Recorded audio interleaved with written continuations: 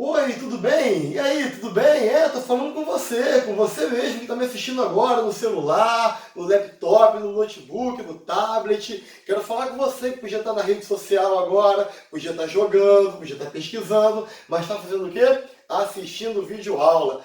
Então se é uma videoaula que você quer, uma videoaula você vai ter. E o tema de hoje é a Primeira Guerra Mundial.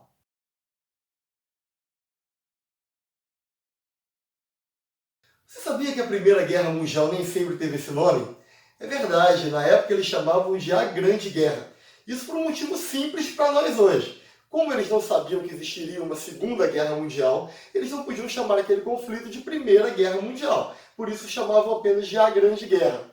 Mas você sabe por que esse conflito aconteceu?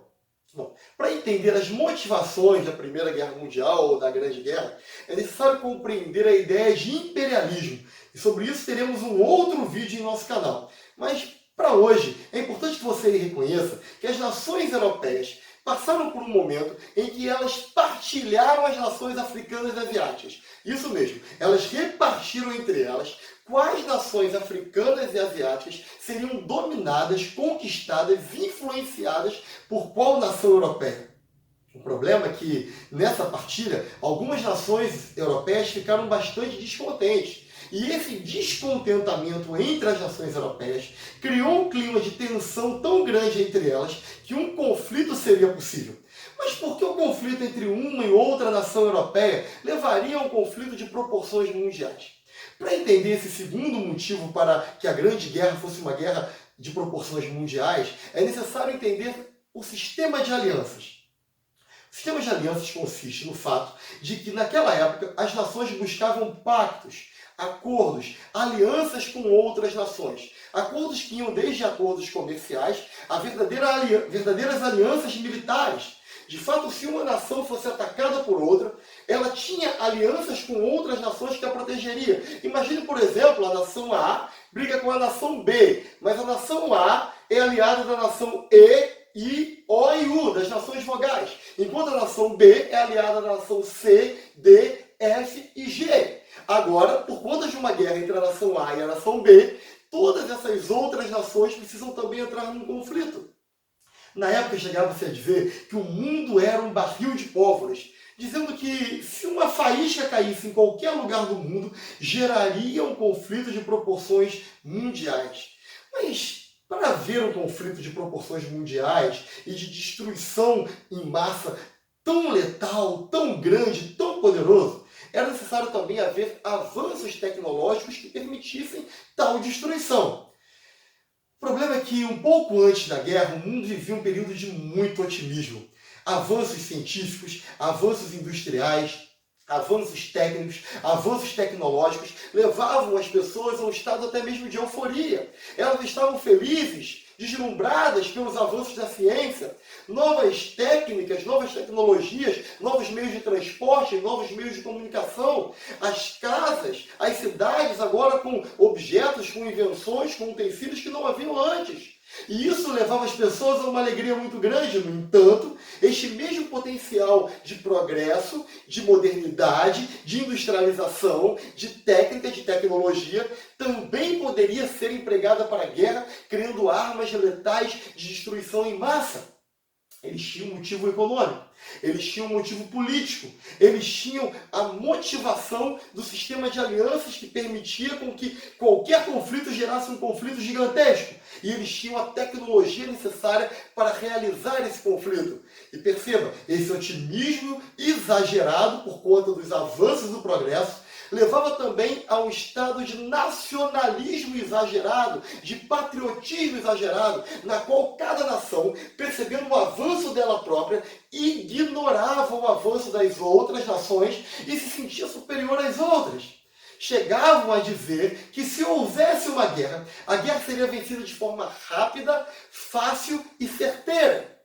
O que nós vimos na Primeira Guerra Mundial foi uma guerra lenta, difícil e incerta. Mas eles acreditavam, antes da guerra, que se houvesse uma guerra, seria vencida de forma rápida, fácil e certeira, porque eles estavam com o nacionalismo, com o patriotismo exagerados naquele momento. Todas as condições para o conflito existiam. O que faltava era um pretexto.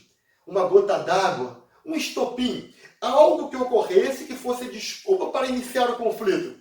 Sabe quando você já não gosta de alguém, mas você não vai querer brigar com aquela pessoa? Mas basta um olhar suspeito, um esbarrão, uma fofoca qualquer e a briga começa? Pois é, era mais ou menos isso que os europeus estavam vivendo naquela época. Eles já tinham um motivo para treta, ou melhor, já tinham um motivo para a guerra. Mas o que faltava era um empurrãozinho, um estopinho, uma desculpa. Eis que acontece. O Império Austro-Húngaro, um país da época, o Império Austro-Húngaro, havia acabado de anexar a Bósnia ao seu país, ao seu reino, ao seu império. Mas um grupo rebelde da Sérvia, um grupo patriota, nacionalista, sérvio, não estava aceitando a anexação da Bósnia ao Império Austro-Húngaro. E para retalhar tal anexação, eles resolveram assassinar o arquiduque Francisco Ferdinando, que era um arquiduque austríaco. Agora, esse motivo foi suficiente para o Império Austro-Húngaro declarar guerra contra a Sérvia. E lembrem, pelo sistema de alianças, outras nações tiveram que entrar no conflito. Até que agora um conflito gigantesco estava apresentado para o mundo, no qual haviam dois principais lados. Várias nações fizeram parte da Primeira Guerra Mundial. Mas as principais nações do conflito podem ser divididas em dois grupos. De um lado, a Tríplice Aliança e do outro lado, a Tríplice Entente. A Tríplice Aliança, formada por Império Austro-Húngaro, Alemanha e Itália.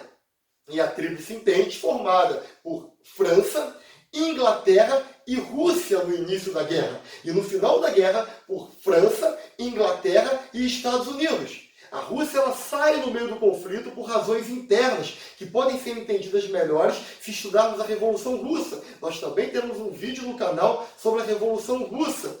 Mas o importante agora é entender que havia uma guerra entre a Tríplice Aliança e a Tríplice Entente. E essa guerra começa como uma guerra de movimento, porque as tropas de ambos os lados começam a se movimentar rapidamente, em uma guerra de ataque rápido, em uma guerra de movimentação rápida de tropas e exército. Eles acharam que a guerra seria rápida, fácil, certa. Por isso eles avançaram e se movimentaram de forma rápida. Mas logo que eles perceberam que não se trataria de um conflito rápido, certo e fácil, eles mudaram a estratégia. E, portanto, se a primeira fase da Primeira Guerra Mundial é a fase guerra de movimentos, a segunda fase da Primeira Guerra Mundial é a guerra de trincheiras. Uma estratégia defensiva na qual você constrói uma trincheira e se protege com essa trincheira do inimigo. A guerra de trincheiras foi uma guerra difícil, foi uma guerra lenta, foi uma guerra dispendiosa, além do valor humano que se perdia porque pessoas morriam, também o valor financeiro para esta guerra e as indústrias que agora trabalhavam apenas em função da guerra, toda uma economia, toda uma estrutura de nação, toda uma sociedade continental, mundial, envolvida num conflito. Acontece que, para o meio do final para o final da guerra, alguns fatores foram modificando este cenário. E entre esses fatores, nós podemos destacar alguns deles. O principal foi a entrada dos Estados Unidos na Primeira Guerra Mundial. Os americanos que não haviam entrado oficialmente, diretamente no conflito até então, ao saberem uma estratégia da Tríplice Aliança que chamava o México para o conflito, prometendo ao México dar parte das terras dos Estados Unidos para eles, que, diga-se de passagem, o México se sentia dono, porque desde a expansão americana, nós também falaremos sobre isso quando estudarmos sobre a Marcha para o Oeste, desde a expansão americana, lá no período da colonização, os americanos tomaram uma região do México. Os mexicanos se sentiam donos daquela região. E agora a Tríplice Aliança promete ao México reaver essas terras. Esse motivo e mais outros motivos econômicos, políticos, levam os Estados Unidos a entrarem no conflito ao lado da Tríplice Entente, contra a Tríplice Aliança, que estava fazendo essas promessas para o México.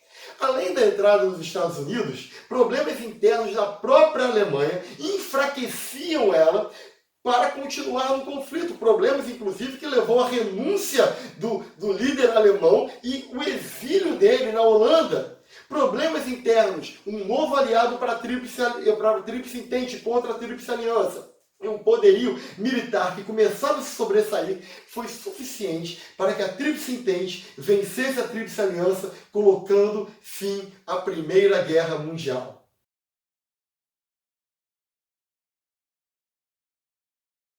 Como vimos, a Primeira Guerra Mundial teve como principal motivação o imperialismo, e ela só foi possível graças aos sistemas de alianças e também a tecnologias da época. O estopim para a guerra foi o assassinato do arquiduque Francisco Ferdinando. A guerra teve dois momentos. A primeira fase, guerra de movimentos. A segunda fase, guerra de trincheiras. Na guerra lutaram a Tríplice Aliança, com a Alemanha, a Itália e o Império Austro-Húngaro, e a Tríplice Entente, com a França, a Inglaterra e a Rússia no início, e no final a França, a Inglaterra e os Estados Unidos. A Tríplice Entente venceu a Tríplice Aliança e assim pôs fim à Primeira Guerra Mundial. Espero que você tenha gostado da aula de hoje. Te vejo na próxima videoaula. Um grande beijo. Tchau!